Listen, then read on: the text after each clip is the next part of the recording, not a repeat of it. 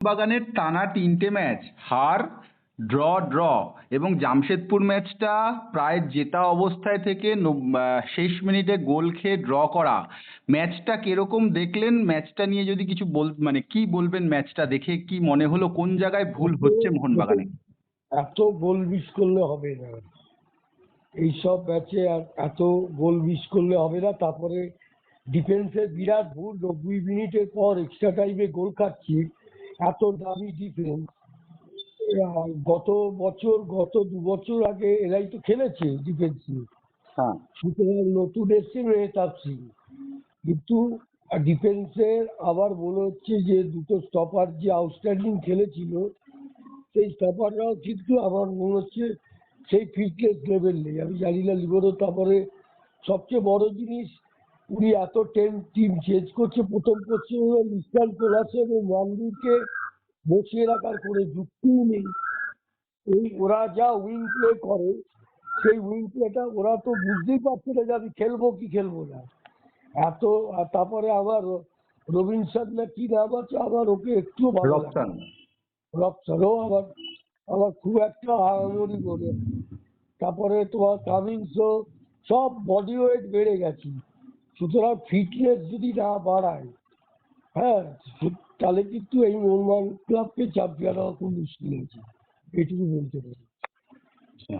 কিন্তু মানে এই মুহূর্তে দাঁড়িয়ে 7টা ম্যাচ খেলে ফেলেছে, আর বাকি হুম, 6টা ম্যাচ, তাহলে হুম। এখন আর ফিটনেস বাড়ানোর তো জায়গাই নেই। মানে কি করে হবে তাহলে? তাহলে এতদিন ধরে কি করলো? তাতে তো আবার মনে হচ্ছে ডিফেন্সে অনেক বেশি ফাঁক ফোকর হচ্ছে, সে আমি দূরত্ব প্রতি ম্যাচই আমি দেখি। সুতরাং এইখানে যদি এই এই এত ভালো টিম করে দিয়েছে, সেই টিমকে যদি না কোচ যদি না খেলাতে পারে, এটা বিরাট। এটা কোচ চেঞ্জ করে লাভটা কি হলো? কিছুই হলো না। অলরেডি 7 পয়েন্ট লস করে ফেলেছে। ইস্টবেঙ্গলও ধরে নিয়েছে। এখন ইস্টবেঙ্গল তো লড়াই করার জায়গায় এসে গেছে। হুম। জামশেদপুরও দেখেছি, জামশেদপুরও তো খারাপ পয়েন্ট নয়, না। জামশেদপুরে তো ভালো পয়েন্ট রয়েছে আমি দেখছি। হুম, একই সঙ্গে রয়েছে। হ্যাঁ, তো এই যে ধরুন জেবি ম্যাকলারেন 7 গোল করেছিল, মানে এই মরশুমে 7 গোল করেছে আইএসএল এ, সর্বোচ্চ গোলদাতা 1 নম্বরে আছে। কিন্তু প্রথম 3-4টে ম্যাচের পর থেকে হঠাৎ করে দেখা গেল যে স্ট্রাইকাররা, মানে এই হেভি ওয়েট স্ট্রাইকাররা গোল পাচ্ছে না। সেখানটায় জেবি ম্যাকলারেন কালকে মানে লাস্ট ম্যাচটায় যে গোলটা মিস করলেন 1 ইঞ্চি হুম। দূর থেকে, মানে এটা তো ভাবা যায় না একেবারে ওটা গোল হবে না, কেউ ভাবতে না, পারেনি, না, ওটা ক্লিয়ার হয়ে গেল উল্টে। কোনো গোল মিস, ম্যাচ মিস। ওই জন্য ম্যাচ মিস হয়েছে। ওই রকম গোল কেউ মিস করে নাকি? আর এত পয়সা দেওয়া প্লেয়ার, এত বিদেশি প্লেয়ার, তাদের কি আউটপুট আছে? আর এত ভালো টিম, এর চেয়ে ভালো টিম আর কি দেবে? এর চেয়ে ভালো টিম আর কি দেবে তোমাকে বলো? কোচ চেঞ্জ করে কিছু লাভ হলো না। ম্যানিলাই ভালো ছিল, কেন যে চেঞ্জ করলো আমি জানি না। আমার মাথায় আসে না, বলে লাভ নেই। ডিফেন্স অনেক ভুল খেলছে, এবং যে ডিফেন্সের ফর্ম আমি গত 2 বছরে দেখেছি, তার ধারে কাছে সে ফর্মে নেই। দুটো স্টপারও ও আগের মতো জায়গায় নেই। আমি কেন জানি না এটা হচ্ছে। ভাই, তুমি প্রফেশনাল প্লেয়ার, তোমাকে ম্যাচ টু ম্যাচ তোমাকে রিচ করতে হবে। হুম। কিন্তু দেশের অন্যতম সেরা ডিফেন্স লাইন বলা হয়, বা পুরো টিমটাই দেশের অন্যতম সেরা, সেখানটায় কাল লাস্ট ম্যাচে টম অলট্রেট আলবার্তো রড্রিগেজ খেললো, একদিকে শুভাশিস বোস আর একদিকে টেকচাম অভিষেক সিং। অনেক বেশি কি আক্রমণে যেতে গিয়ে ডিফেন্সে ফাম্বেল হচ্ছে বলে মনে হয় তোমার? সম্ভব হচ্ছে না। আমি এর আগে বোম্বে ম্যাচটা দেখেছি। সুভাশিসকে তো তোমার ওই ছাংতে না কি নাম, বোম্বে, হ্যাঁ, ও ছাংতে। তো ও তো যা ইচ্ছা তাই করেছে। ও তো ছাংতেই তো ফার্স্ট হাফে 3 গোলে লিড করে নেয় যদি গোল না মিস করে। তো সুভাশিসও অনেক স্লো হয়ে গেছে। তারপরে মেহতাব সিংও যে ফুটবল খেলে এসেছিল, সেই ইয়েতে খেলছিল। যেন বোম্বে যে গোলটা করেছে, মেহতাব সিং জায়গায় ছিল না।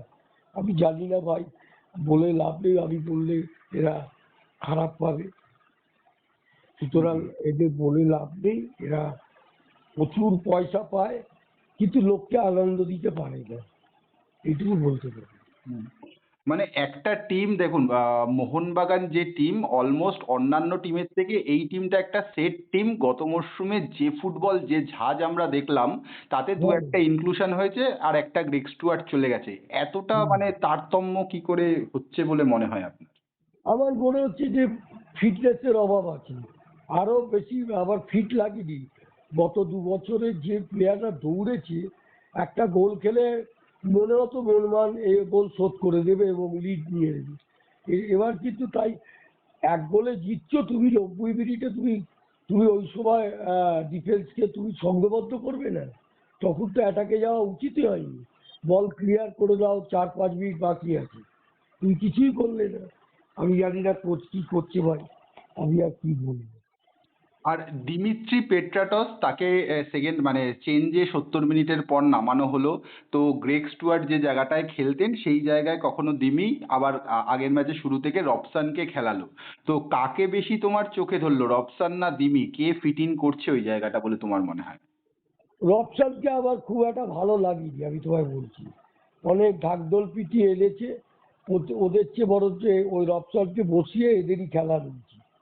আমি বলছি রবসান আমাকে আমার খুব একটা ভালো লাগেনি। মানে কেন না, বলছো ভালো লাগেনি? ও কোথায়, ওর কি ওর আউটপুট আছে তুমি বলো? আমাদের সময় আমি চিবা ফিবাকে দেখেছি এইসব জায়গায় বল পেলে বুলডোজারের মতো দিয়ে চলে যেত। অনেক ভালো ফরেনার আমরা দেখেছি, পোকেরোকে দেখেছি, তোমার ডগলাসকে দেখেছি, সোলে বসা, এরা কত ভালো ভালো ফরেনার, চোমেলো, কত ভালো স্টপার আমাদের সময় আসতো। হ্যাঁ, মাইকোকেরও ভালো ভালো প্লেয়ার এসেছে, তাদের ধারে কাছে এরা আমার মনে হয় না। আর দিমিত্রি পেট্রাটসের খেলা কিরকম দেখছো তুমি? মানে ও কি not up to the mark মনে হচ্ছে? Not up to the mark তো বটেই। যা দেখেছিলাম এবারে কিছু তারা খেলতে পারছে না, তার যার জন্য তোমার রেজাল্টই বলে দিচ্ছে। 3 ম্যাচে 7 পয়েন্ট লস করেছে, একটা গোল করেছে, 3 ম্যাচে একটা গোল করেছে, যদি আমি ভুল না বলি। হ্যাঁ, হ্যাঁ। একটা গোল করেছি, বলো তুমি। এই হুম, এই যদি ফরেনার এনে এত পয়সা দিয়ে প্রায় 70-80 কোটি টাকার তো টিম হবেই, হুম। তাহলে তা লাভটা কি হলো? আর লাভটা আমাদের ফুটবলে কিছু হচ্ছে না। তো আমাদের কলকাতার সয়েলে তো প্লেয়ারই নেই, ওই একটা সুভাশিস খেলে, ব্যাস। ইন্ডিয়া হুম, টিমে আমাদের কোনো প্লেয়ার নেই, শুধু আমার পাড়ার ছেলেটা ওই রহিম আলীও খেলে। ও হুম। তো আমার ক্লাবেরই ছেলে, রহিম আলী, হ্যাঁ। আমার ইচাপুরেরই ছেলে। তো এখান এখান থেকে ঘুরে দাঁড়াতে হলে লোবেরার কি করা উচিত বলে তোমার মনে হয় এই মুহূর্তে দাঁড়িয়ে? কারণ পরপর 3টে ম্যাচে পয়েন্ট নষ্ট করলো মোহনবাগান। ঘুরে দাঁড়াতে গেলে হাফ এবং ডিফেন্সকে সলিড খেলতে হবে, কারণ ফরওয়ার্ড যে কোনো মুহূর্তে, এবং লিস্টান কোলাসও যে গোল করেছে, ওয়ার্ল্ড ক্লাস গোল করেছে। হুম, সেই বলকে ধরে রাখতে গেলে হাফ এবং ডিফেন্সকে মজবুত হতে হবে। সেই আগের 2 বছর যে ডিফেন্সকে যেরকম সংঘবদ্ধ দেখেছি, এই ডিফেন্সের নড়বড়ে তারাই খেলছে, কিন্তু তারা সেই ফিটনেস লেভেলটা আমার মনে হচ্ছে নেই। হুম। লোবেরা কি কোথাও গিয়ে মানে দলের নিয়ন্ত্রণ হারাচ্ছে বলে মনে হয়? এরকম একটা খবর মানে উড়ছে, জানি না সত্যতা কতটা। তোমার বাইরে থেকে দেখে কি মনে হলো? আমার মনে হচ্ছে টিমকে, ঠিক যা কোচের তো বিরাট ভূমিকা থাকে, হুম, আমার মনে হচ্ছে উনি এত বেশি সাপোল করছে না ফরওয়ার্ড লাইনে আর ইয়েতে, যার জন্য ও টিমটা ফাম্বল করে ফেলছি। কারণ প্রথম কোশ্চেন হলো, দেখো আমি তো প্লেয়ার ছিলাম, হুম, যদি আমি জানতে পারি যে আমি খেলবো, আর হুম, আমি যদি জানতে পারি আমি খেলবো কি খেলবো না, তাহলে আমার পারফরমেন্সে কিন্তু গ্রাফটা নামবে। এরা এই এই প্লেয়ার লিস্টার কোলাসও জানে না আমি খেলবো কি খেলবো না, ওয়ানবি, মানে এরা দুটো উইং তো দারুণ, মানে মানে যত আইএসএল এর টিম আছে সবচেয়ে ভালো মুভমেন্ট করে এই দুজন। একদম। হুম, আমি জানি না, আমার যতটুকু ফুটবল বুঝি তাই বলছি। সুতরাং লিবারোকে অনেক বেশি চিন্তা করতে হবে যে আমি এই টিমটাকে রেখে খেলবো, পরে ওদের নামাও, কিন্তু লিস্টাল কোলাস আর মানবীরকে বসিয়ে খেলানো, খেলাক না, লিস্টাল কোলাসকে 3টে ম্যাচ আর মানবীরকে খেলাক, দেখবে রেজাল্ট পাবে। হুম। তবে এই মোহনবাগানের পয়েন্ট নষ্ট করায় একটা দিক হলো, যেটা হচ্ছে লিগটা জমে গেল এবং অনেকটা অক্সিজেন পেয়ে গেল ইস্ট বেঙ্গল। ডার্বি ম্যাচের হুম, আগে মোটামুটি জমে উঠলো লিগ, তাই না? হ্যাঁ, তার আগে তো ইস্টবেঙ্গলের একটা ম্যাচ আছে বাইরে, 11 তারিখ চেন্নাইয়ের এফসি, হ্যাঁ। চেন্নাই আছে। সুতরাং ওই প্রত্যেক ইস্টবেঙ্গলকেও জিততে হবে। আমার এবছরে মোহনবাগানের টিমে খেলা আমার একটুও ভালো লাগছে না। আর আমি আবার বলছি, যদি ওকে ওকে যদি ভালো রেজাল্ট করতে হয়, মানবীর আর লিস্টানকে ফরওয়ার্ডে রেখে খেলুন, দেখো কি রেজাল্ট হয়। আচ্ছা।